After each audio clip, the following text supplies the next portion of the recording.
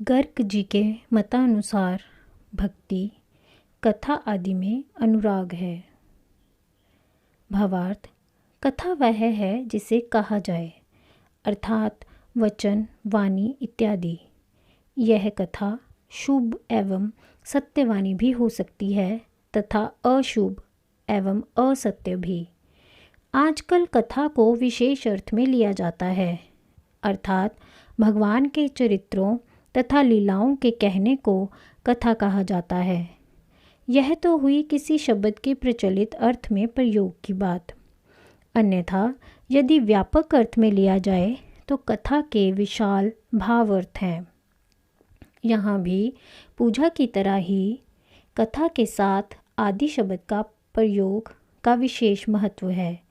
एक बात मन में स्पष्ट समझ लेने की है कि सूत्रकार सदैव ही गिन गिन कर कम से कम शब्दों तथा अक्षरों का प्रयोग करना चाहता है। वह भी एक मात्रा फालतू लगाना नहीं चाहता। फिर सूत्रकार ने यदि यहाँ आदि का प्रयोग किया गया है तो उसका कुछ विशेष अर्थ अवश्य होगा। वह कथा के साथ ऐसा कुछ अन्य अवश्य जोड़ना चाहता होगा जिसको सामान्यतः कथा के अंतर्गत नहीं समझा जाता। यह ऊपर कहा जा चुका है कि जो कहा जाए वह कथा है। कहे को श्रवण करना श्रवणेंद्रियों का विषय है।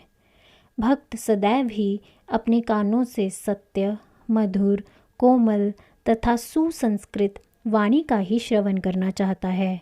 कथा श्रवण का अर्थ है ज्ञान प्राप्त करना। ज्ञान सुनकर, देखकर, सूंघकर, चखकर या स्पर्श से किसी भी प्रकार लिया जा सकता है। अर्थात कथा श्रवण किसी भी इंद्रिय से संभव है, किंतु ज्ञान प्राप्ति के अन्य उपायों का समावेश आदि में ही किया जा सकता है। स्थूल तथा सूक्ष्म इंद्रियों के दो स्तर हैं। स्थूल इंद्रियों से स्थूल जगत का ही ज्ञान प्राप्त किया जा सकता है।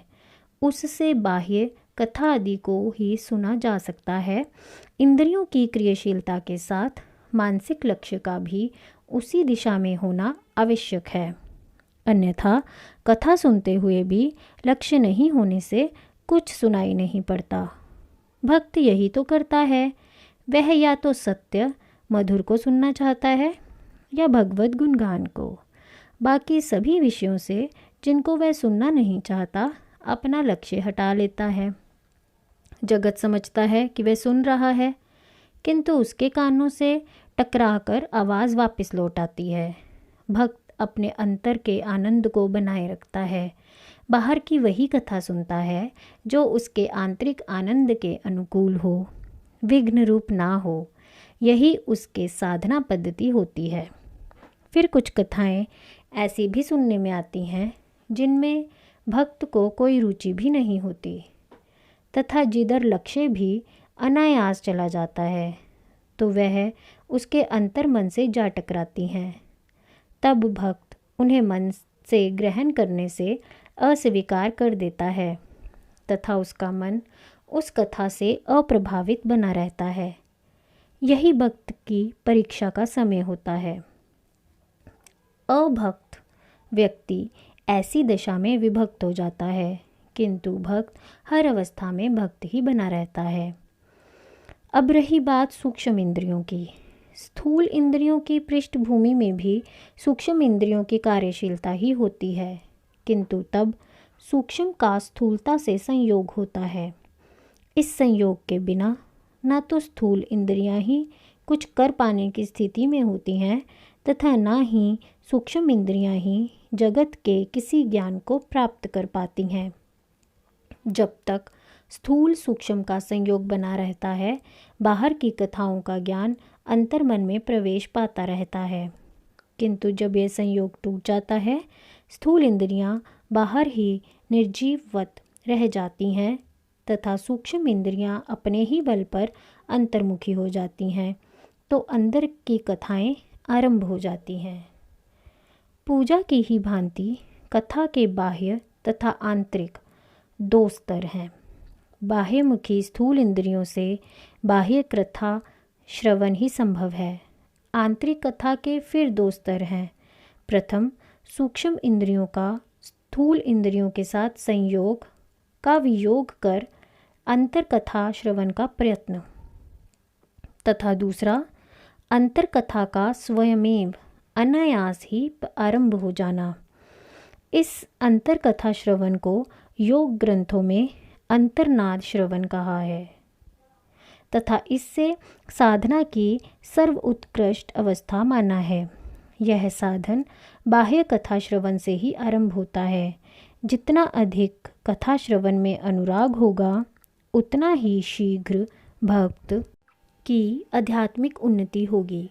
कथा श्रवण एकाग्रचित होकर करना चाहिए, ऐसा सभी वक्ताओं तथा शास्त्रों का कथन है। बाहरी कथा में चित्तवृत्ति की चंचलता बनी रहती है, अतः एकाग्रता के लिए श्रोता को प्रयत्नशील रहना होता है। मन बार बार चंचल हो जाता है। यह अवस्था आंतरिक प्रयत्नपूर्वक कथा श्रवण में भी बनी रहती है, किंतु जब कथा अंतर से अनायास ही स्रोत की भांति फूट निकलती है, तो अनायास ही चित्त की क्रिया भी प्रकट हो जाती है। तब स्वभावतः ही मन अंतर कथा पर एकाग्र बना रहता है। जब तक ऐसी अवस्था रहती है, मन में कोई विचार, विकार, वासना या संकल्प उदय नहीं होता। बस श्रोता तथा कथा तथा उस पर भी एकाग्रता ही रह जाती है। धीरे धीरे श्रोता का अपना मन भी विलीन हो जाता है तथा वह केवल कथा रूप ही बनकर स्थिर रहता है।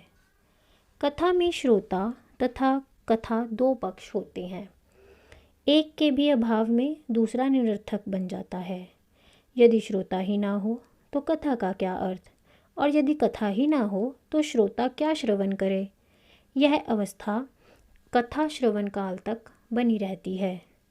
कथा श्रवण का फल कथा में तन्मय होकर कथा रूप हो जाना तक बनी रहती है, क्योंकि फल प्राप्त हो जाने पर साधन क्रम समाप्त हो जाता है। गंतव्य पर पहुंचकर चलना बंद हो जाता है। इसीलिए गर्ग जी ने यह कहा कि कथा श्रवण में अनुराग ही भक्ति है। सो ठीक ही कहा। कथा श्रवण भी पूजा ही है। जब तक वह पूजा का रूप ग्रहण नहीं करती, वह कथा है ही नहीं, केवल कानों का रस है। जितना उसमें अनुराग अधिक होगा, उतनी ही साधना गति भी तीव्र होगी। तीव्र संवेग नाम आसन है योग दर्शन। जितना संवेद अधिक होगा, उतनी ही शीघ्रतापूर्वक चित्त वृद्धि निरोध की स्थिति आएगी। भक्ति मार्ग भाव समाधि की प्राप्ति का मार्ग है। भाव में ही सकल वृत्ति निरोध होता है। कथा श्रवण भाव समाधि की प्राप्ति का मार्ग है। कथा श्रवण से एकाग्रता के लिए अवलंबन प्राप्त होता है।